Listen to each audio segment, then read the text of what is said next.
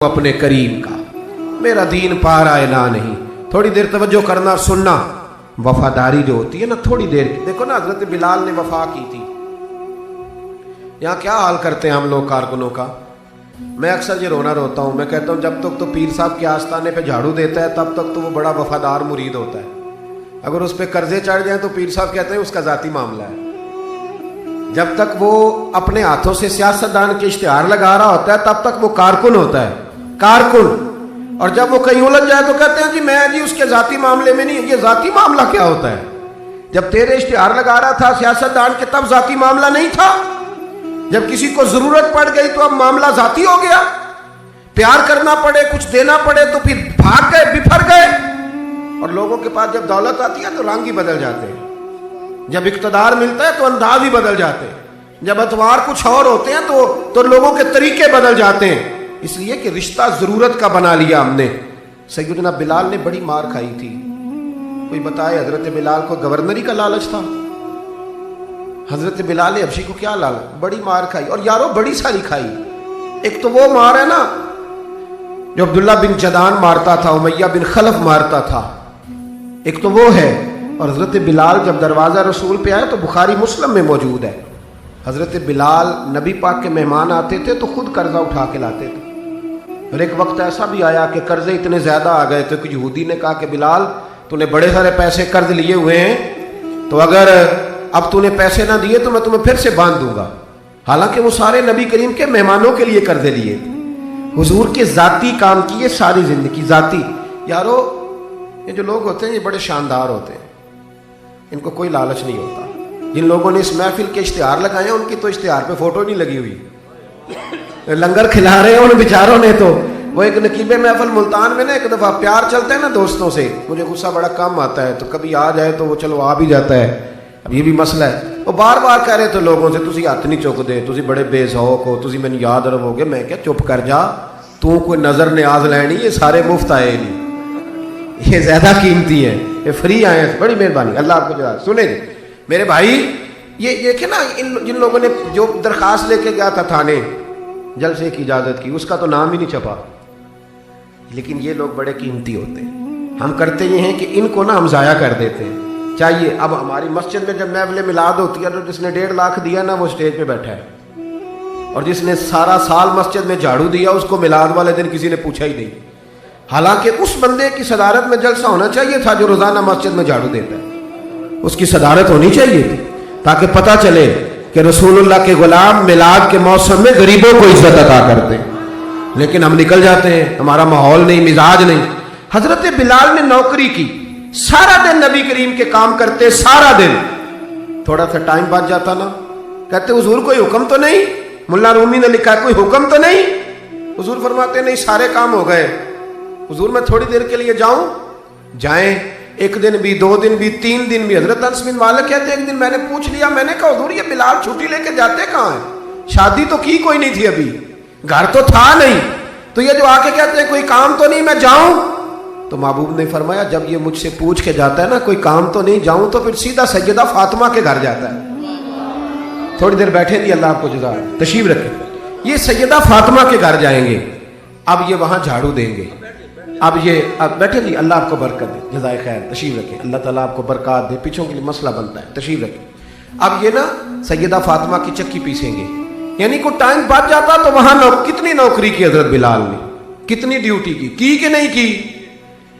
लेकिन किसी ओहदे के लालच के लिए, किसी मनसब के लिए, किसी फोटो के लिए, किसी सदारत के लिए।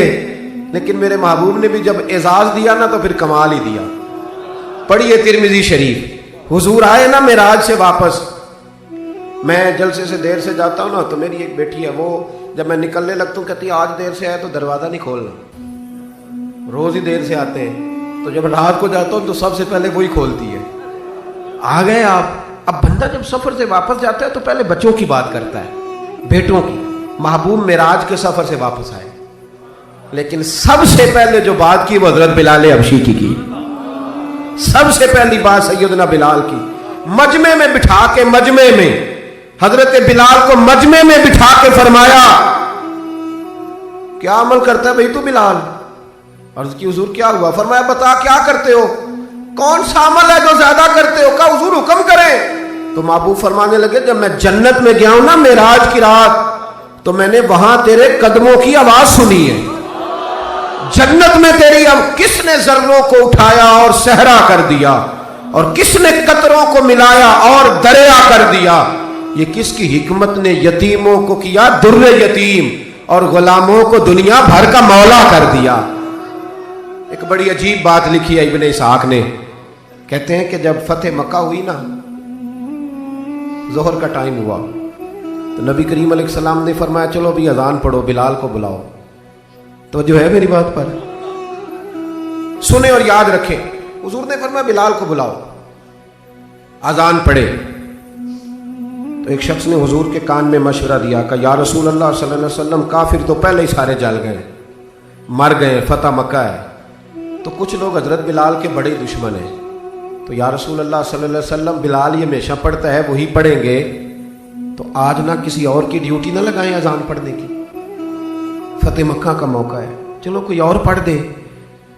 یہ روٹین میں جب پروگرام ہوتے ہیں تو تب تو مقررہ امام بھی نہیں نا جماعت کراتا, چلے کوئی بزرگ آئے ہیں وہ کرا دیں, آج موقع ہے, بری بھی بات کوئی نہیں.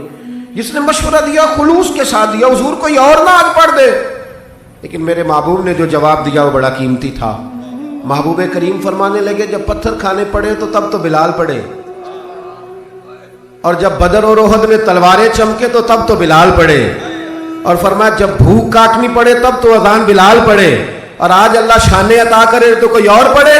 فرمایا سارے نیچے کھڑے رہیں گے, ابو بکر و عمر و عثمان و علی, طلحہ و زبیر, سارے ہمیشہ کی طرح سنیں گے, اور آج بیت اللہ کی چھت پہ چڑھ کے جو اذان پڑھیں گے وہ بلال حبشی ہوں گے. میں لوگوں کو بتاؤں گا کہ وفا کے رشتے ہی ہوتے, وفا کے رشتے وہ پانی پرن سہیلیاں رنگا رنگ کڑے, او پائیا اسی تے پڑھیا اس دا جانیے جس دا توڑ چڑھے. وفا والا رشتہ قائم کرو, وفا والا.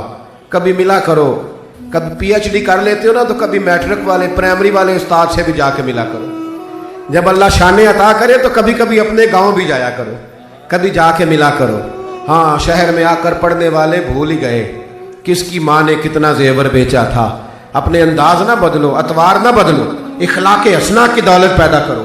یہ جو ہم ٹوٹ گئے ہیں نا, امیروں کی سوسائٹیاں الگ ہیں اور غریبوں کی جھونپڑیاں الگ ہیں, انہوں نے بڑی تفریق پیدا کر دیا معاشرے میں. لوگ تو جنازے پڑھنے چھوڑ گئے ایک دوسرے کے, لوگوں کاٹ دیا. جس کے پاس پیسے زیادہ آئے, اپنے بھائی کی بچی غریب بیٹھی ہے رشتے کے لیے, اس کو وہ رشتے ڈھونڈ رہا ہے, کہہ رہا میرا کوئی میرے اسٹیٹس کے لوگوں میں رشتہ کرا دو. تو رشتے والے نے کہا وہ تیرا اپنے بھائی کی بھی تو بیٹیاں نا, تو وہاں کر لے. کہتا نہیں وہ جب شادی کرے گا نا تو میں تعاون کروں گا. تو تعاون تو بھائی کوئی اور بھی طرز کھا کے کر ہی دیتا ہے, تو اور بھی کو کر دیتا ہے. تو وہ والا رنگ اختیار کر جو اللہ رسول نے تجھے عطا فرمایا ہے.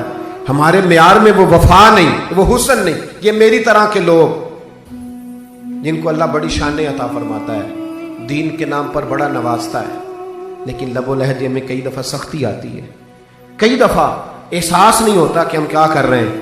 اعلیٰ حضرت فاضل بریلوی فرمایا کرتے تھے لوگوں نبی پاک کے وفادار رہنا, فرشتے بھی تمہاری عزت کریں گے. کیا فرمایا؟ کہنے لگے فرشتے بھی کرتے ہیں تعظیم میری, فدا ہو کہ ان پر یہ عزت ملی ہے. اکرام کرنا, کبھی بھی اپنے نفس کو نصیحت کرنا, کبھی بھی